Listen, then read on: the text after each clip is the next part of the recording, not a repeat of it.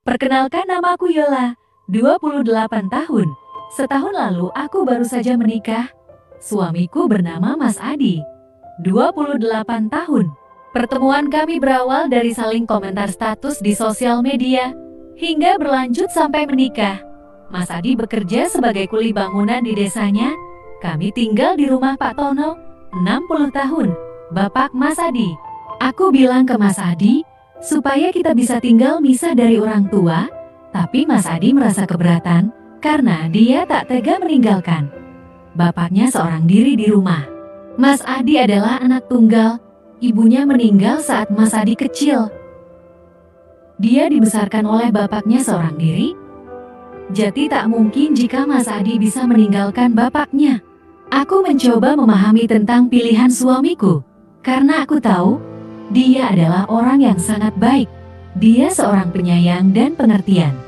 Meskipun kita hidup sederhana, tapi aku tetap bahagia hidup bersamanya. Kini aku sedang hamil anak pertama kami. Mas Adi sangat bahagia, dan dia makin perhatian kepadaku. Sampai saat kehamilanku memasuki usia ke-5 bulan. Mas Adi mengutarakan keinginannya untuk bekerja ke luar negeri. Dia mencoba peruntungannya di sana, mengumpulkan uang untuk menyambut anak pertama kami nanti, karena pasti akan ada biaya lebih. Awalnya aku menolak permintaan Mas Adi itu. Aku berharap dia tetap di sini menemaniku, karena ini anak pertama kami dan pengalaman baruku. Aku takut terjadi apa-apa nantinya. Aku juga butuh perhatian dan kasih sayang darinya. Tapi Mas Adi tetap bersikukuh meyakinkanku agar mengizinkannya. Dia berjanji akan segera pulang sebelum anak kita lahir nanti. Dia ingin jika anaknya nanti lahir, dia bisa memberikan pakaian yang layak dan kebutuhan anaknya secara layak. Aku sebenarnya berat hati memberikan izin kepadanya, tapi aku tak mau menghalangi keinginan baiknya itu. Aku pun akhirnya mengizinkan dia pergi. Dia pergi bersama 3 temannya. Mas Adi berpamitan dengan bapaknya, berpamitan denganku dan dengan anak dalam perutku. Aku tak kuasa menahan air mataku. Aku menangis melepas kepergiannya. Waktu berlalu, seminggu sudah Mas Adi pergi. Aku masih sering menangisi kepergiannya. Aku berpikir kenapa Mas Adi begitu tega kepadaku. Meninggalkanku ketika aku sedang hamil anak pertama kami. Aku ditinggal di daerahnya, daerah yang masih asing bagiku. Aku ditinggal dengan mertuaku berdua di rumah ini.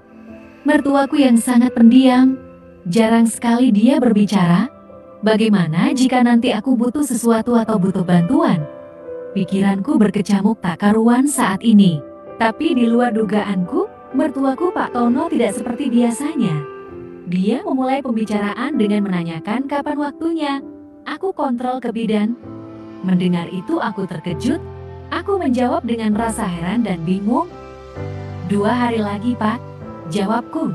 Keesokan harinya, dia mulai menanyakan sesuatu lagi kepadaku. Apa kamu tidak merasa kepingin sesuatu? Tanyanya kepadaku. Gak, Pak, saya belum kepengin apa-apa, jawabku. Nanti kalau kamu pengen apa bilang aja. Nanti aku carikan, ungkap sambil dia berjalan pergi meninggalkanku. Iya, Pak. Nanti saya bilang, jawabku heran. Hari kontrol bidan pun tiba, aku bingung bagaimana ke sana. Jarak rumah ke bidan itu sangat jauh. Biasanya aku pulang malam, tapi ada Mas Adi. Jika sendiri aku takut, tapi aku meyakinkan diriku untuk berani sendiri. Saat aku berjalan keluar, ingin mengambil motor, tiba-tiba terdengar suara Pak Tono. Udah siap? Tanyanya kepadaku. Siap apa, Pak? Tanyaanku bingung. Hari ini kan kamu kontrol, biar aku antar, ungkapnya. Di situ aku merasa heran dan plong, akhirnya ada yang menghantarkan. Aku sangat heran dengan perubahan sikap mertuaku ini. Awalnya dia sangat pendiam, bahkan sangat jarang walau hanya sebatas menegur, tapi aku tetap bersyukur dengan ini. Dia bisa menjadi baik seperti ini. Sepanjang jalan, dia banyak sekali bicara dan bercanda. Aku pun mulai adaptasi dengan sikapnya ini.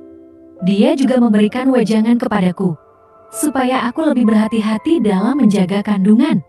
Tanyakan semua kepada bidan tentang apa yang boleh dan tak boleh dilakukan. Mendengar perhatian dan kepeduliannya kepadaku, aku sangat terharu. Beruntung aku mempunyai mertua sebaik ini. Aku pun sampai di bidan. Aku menunggu di parkiran saja ya. Kamu aja yang masuk. Ucapnya. Iya Pak, saya bisa sendiri. Jawabku. Aku pun berjalan mencari tempat duduk yang kosong. Banyak yang mengantri. Dari jarak yang lumayan jauh, aku melihatnya duduk di parkiran. Sesekali dia melirik ke arahku, mungkin memastikanku baik-baik saja. Aku merasa tersanjung dengan perlakuannya. Dia begitu siaga di saat seperti ini. Setelah selesai kontrol, aku dan mertuaku bergegas pulang. Kondisi sudah malam, dan terdengar suara petir menandakan akan hujan. Di tengah perjalanan kami kehujanan, mertuaku menepikan motornya, mencari jas hujan yang biasanya di bawah jok motor. Ternyata hanya ada satu setel jas hujan di situ. Entah kemana yang satunya. Mertuaku nampak dia berpikir sejenak. Kamu pakai ini ya? Ucapnya kepadaku. Terus bapak gimana? Tanyaku. Udah nggak apa-apa. Ini sudah malam dan kondisi hujan begini. Kasihan bayi yang ada di perutmu, ungkapnya. Aku menurutinya, memakai jas hujan itu. Dan kami lanjutkan pulang. Di jalan di tengah persawahan hujan begitu lebat, mertuaku tidak mengenakan jas hujan. Dia mengendarai motor dengan hati-hati karena jalan emang sangat licin. Aku melihat dia menahan kedinginan. Badannya menggigil. Dia berusaha kuat menahannya. Sesampainya di rumah, aku langsung masuk dan membuka jas hujanku. Mertuaku memasukkan motor dan pergi ke dalam mengganti bajunya. Terlihat sekali badannya gemetar menahan dingin. Hari sudah larut, kami lanjut dengan istirahat.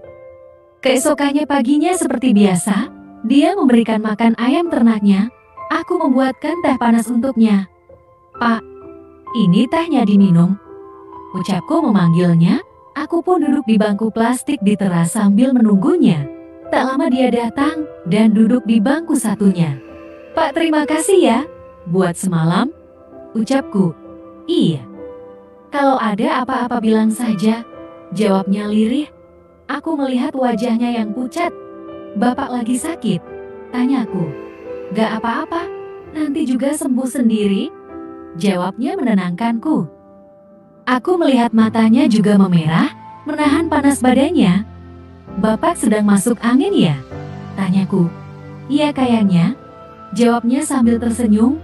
Aku tahu dia kalau masuk angin pasti dikerok, karena biasanya Mas Adi beberapa kali mengeroknya. Tapi apa mungkin aku mengeroknya? Tapi jika tak kulakukan, takut terjadi apa-apa kepadanya. Bapak mau saya kerokin? Tanyaku. Dia nampak bingung menjawabnya, mungkin dia juga malu. Gak apa-apa Pak, saya juga bisa kalau cuma ngerok, ungkapku. Dia masih nampak bimbang dengan itu. Tapi akhirnya dia pun mau. Kami pun masuk ke dalam rumah. Aku mencari koin dan minyak angin.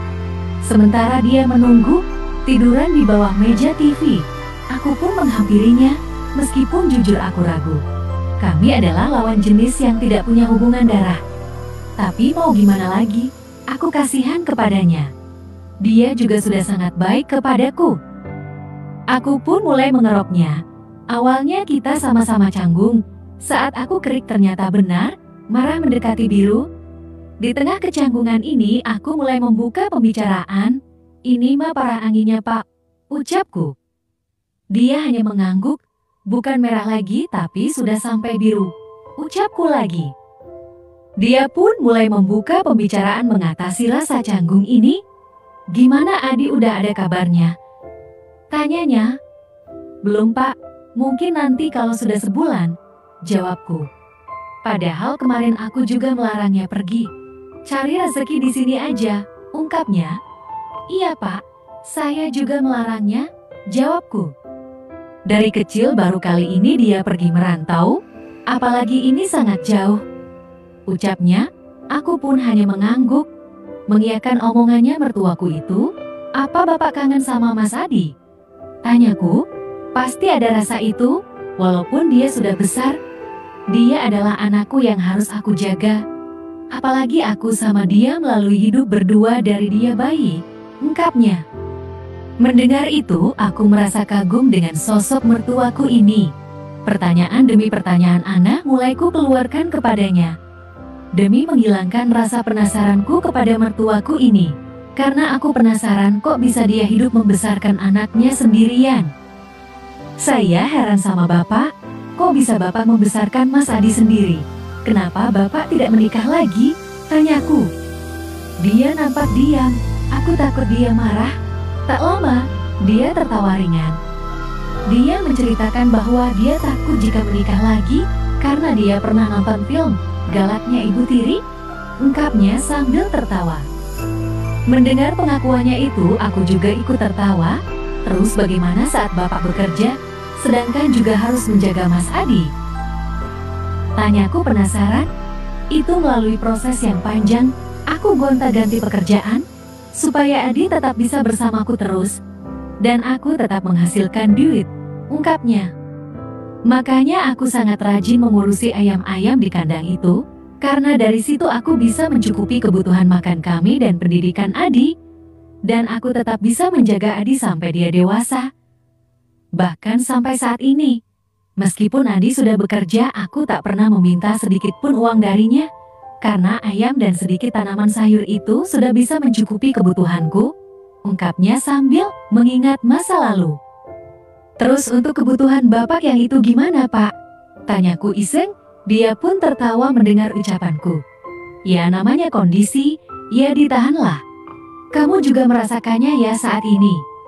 Tanyanya sambil tersenyum, mukaku pun memerah mendengar jawabannya. Ya wajar saja, aku juga pernah seusia kalian. Dan aku tahu pengalaman dari istriku dulu. Lebih sering pengen saat hamil, aku pun mengangguk dan mukaku makin memerah. Tanya jawab itu makin lama makin kemana-mana. Tapi menurutku itu sangat seru, sampai akhir aku terpancing.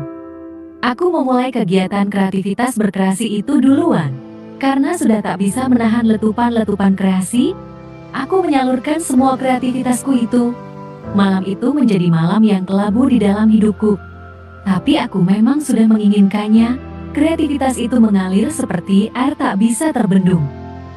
Akhirnya semua telah selesai. 2,5 jam kreativitas berkreasi itu terjadi. Meskipun ada rasa bersalah tetapi rasa kebahagiaan itu menutupinya. Aku kembali ke kamarku untuk melanjutkan tidur. Keesokan harinya meskipun canggung, tapi lama-kelamaan semuanya mulai terbiasa kembali. Aku merasakan kebahagiaan luar biasa saat ini. Bahkan lebih dari yang suamiku berikan selama ini. Aku yang biasanya menunggu kabar dari suamiku, kini aku merasa biasa saja, mau mengabariku atau tidak terserah dia. Sampai saat ini semua masih berlanjut. Kini aku mempunyai 2 anak. Selain, terima kasih.